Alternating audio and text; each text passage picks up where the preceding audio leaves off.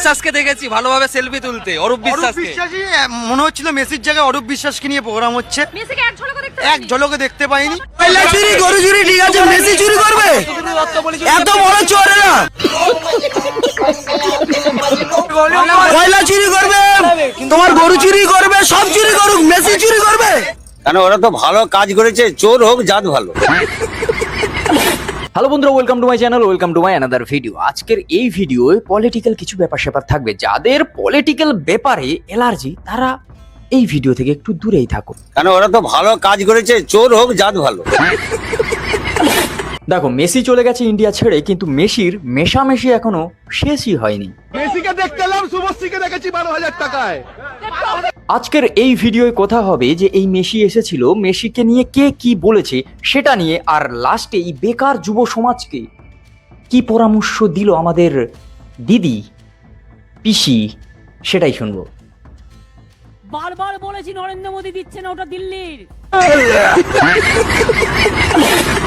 এই যে আমাদের রাজ্যে এত কিছু ঘটে গেল এই কদিনে, সেখানে রোদ্দুর রায় কিছু বলবে না, মানে বিশ্বকবি রোদ্দুর রায় কিছু বলবে না, তা কি হয়? মেসিকে যারা দেখতে পাও না তারা দুঃখ করো না, মেসি এখনো বেশি আসেন, আবার দেখতে হবে। তোমরা বাংলার বাঘকে দেখে নাও, বাংলার বাঘও মেসিকে দেখতে পারেনি সেদিনকে। মেসির জীবনের সেদিনকে খুব ভালো দিন ছিল। দিদি, মানে দিদির কথা বলছি, শুনতে পাচ্ছিল দিদি আপনি যে মেসিকে দেখতে পারেনি, এই ব্যাপারটা আমি খুব খুশি হয়েছি। মেসিকে আপনি দেখতে পারেনি, এতগুলো লোক দেখতে পারেনি, তাদের যা দুঃখ হয়েছে। আপনি দেখতে পারেনি, ওখানে গিয়েছে মেসির সাথে বল নিয়ে একটা কেওড়া কীর্তন করেছে, আপনি একটা মহানতা রচনা করার জায়গা থেকে বঞ্চিত হয়ে জীবনের প্রথমবার এই দুঃখিত লজ্জিত লাইনে গেছেন। হ্যাঁ, অপোনেন্টকে দোষ না দিয়ে। এই ব্যাপারটা ভালো লেগেছে দিদি, শ্রদ্ধা জানবেন। হ্যাঁ, দেখো, এই ব্যাপারে আমি মতামত দিতে পারি, কিন্তু আমি কোনো মতামত দেব না। আমাদের এই রাজ্যে চুরি শব্দটার সঙ্গে সবাই পরিচিত ভাই, ঠিক আছে? সে কয়লা চুরি, চাল চুরি থেকে শুরু করে ট্রিপল চুরি, এধারে চাকরি চুরি, সব ব্যাপারটা সবাই জানে। এবারে নাকি মেসি চুরি। কয়লা চুরি গরু চুরি ঠিক আছে, মেসি চুরি করবে? এত বড় চোর না। এত কিছুর মাঝখানে কেউ তো আবার স্টেডিয়ামের কার্পেট নিয়ে বাড়ির দিকে হাঁটা দিয়েছে। তুলে নিয়ে চলে যাচ্ছেন দাদা, আপনি কি কার্পেট নিয়ে যাচ্ছেন? আপনি করে ফেমাস করেন না আমাকে, আমরা অনেক টাকা দিয়ে এসেছি। এমনিতেই অনেক টাকা লস হয়েছে, দাদা চাইছে আর যাতে না লস হয়, তাই কার্পেট নিয়ে বাড়ি চলে যাচ্ছে। 10,000 টিকিট। কি দেখলেন আর কি দেখতে পেলেন? মেসির মুখ দেখতে পাইনি। এখানে তো আবার মেসিকে দেখতে এসে অন্য ঘটনা। কেউ বাড়ি থেকে বেরিয়েছিল এই বিশ্বাস নিয়ে যে মেসিকে সে দেখবে, কিন্তু স্টেডিয়ামে এসে বিশ্বাসকে দেখে বাড়ি ফিরছে। অরূপ বিশ্বাসকে দেখেছি ভালোভাবে সেলফি তুলতে। অরূপ বিশ্বাসকে।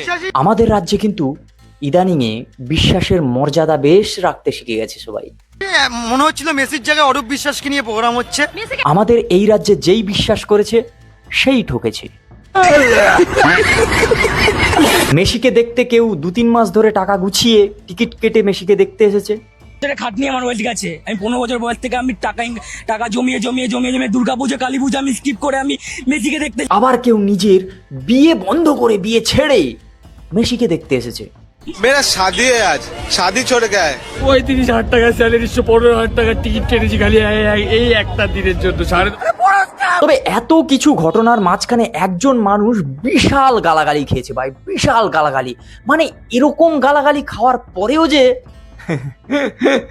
হাসি মুখে কিভাবে এই রাজ্যে বেঁচে থাকা যায়, একে দেখে শেখা উচিত। সল্টলেক স্টেডিয়ামে আজকে যে ঘটনা ঘটেছে তা সর্বতোভাবে আয়োজকদের সম্পূর্ণ ব্যবস্থাপনার গলদ, এবং তার ফলাফল হচ্ছে আজকের এই অনুষ্ঠান। মানে দেবাংশী যা খিস্তি খায়, এরকম খিস্তি টিএমসির কোনো নেতা খায় না ভাই।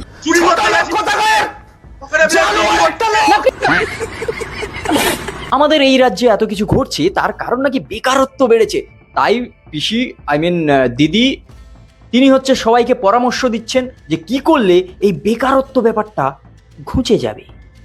নাও বউকে দিয়ে ঘুগনি তৈরি করে আনো, দেখো প্ল্যাটফর্মে গিয়ে দাঁড়াও, বাস স্ট্যান্ডে গিয়ে দাঁড়াও, এই টাকা তোমার কত দিনে কত টাকায় দাঁড়ায়।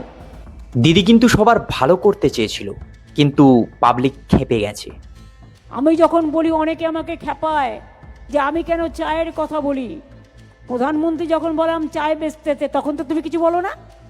আমি যদি বলি ভাই যখন কিছু নেই 1,000 টাকা নাও, দুটো চায়ের কেটলি কেনো, ঘর থেকে কিছু চা কিনে তৈরি করো, আর বিস্কুট নাও, নাও বউকে দিয়ে ঘুগনি তৈরি করে আনো, দেখো প্ল্যাটফর্মে গিয়ে দাঁড়াও, বাস স্ট্যান্ডে গিয়ে দাঁড়াও, এই টাকা তোমার কত দিনে কত টাকায় দাঁড়ায়। কোনো কাজ ছোট নয়। দেখুন, পরামর্শটা যে খুব খারাপ তা বলবো না, না না না, পরামর্শ দেওয়াই যায়, কিন্তু এটা ঠিক করা যায় না যে সবাই এই কাজই করবে। যার যেরকম যোগ্যতা সে সেরকমই কাজ করবে, আর তাকে সেরকম কাজই প্রোভাইড করার কাজ হচ্ছে সরকারের। তার কারণ অ্যাটলিস্ট সেরকম সুযোগটা রাখার কাজ হচ্ছে সরকারের। এবার কেউ যদি প্রাইমারি কিংবা হাই স্কুলে চাকরির জন্য চেষ্টা করছে, সে নিশ্চয়ই ঘুগনি বেচবে না, কিংবা যে রেলের প্রিপারেশান নিচ্ছে, যে হচ্ছে ইউপিএসসির প্রিপারেশান নিচ্ছে, সে নিশ্চয়ই ভাই এসে চা বেচবে না, তাই না? এবার ঘটনাটা হচ্ছে সেটাই, যেরকম কাউকে নিজের যোগ্যতা অনুযায়ী কাজ না দিতে পারলে এরকম ফালতু পরামর্শ দেওয়ারও কোনো যুক্তি নেই। তোমাদের এই ব্যাপারে কি মতামত? কে কি করবে সেটা কিন্তু অন্য কেউ ঠিক করে দেবে না। আজকের ভিডিও আপাতত এই পর্যন্ত। যদি ভালো লাগে like, comment, share and subscribe my YouTube channel. আর তুমি যদি ফেসবুক থেকে দেখে থাকো তাহলে পেজটাকে ফলো করো। দেখা হচ্ছে খুব তাড়াতাড়ি নতুন একটা ভিডিওয়ে। টাটা।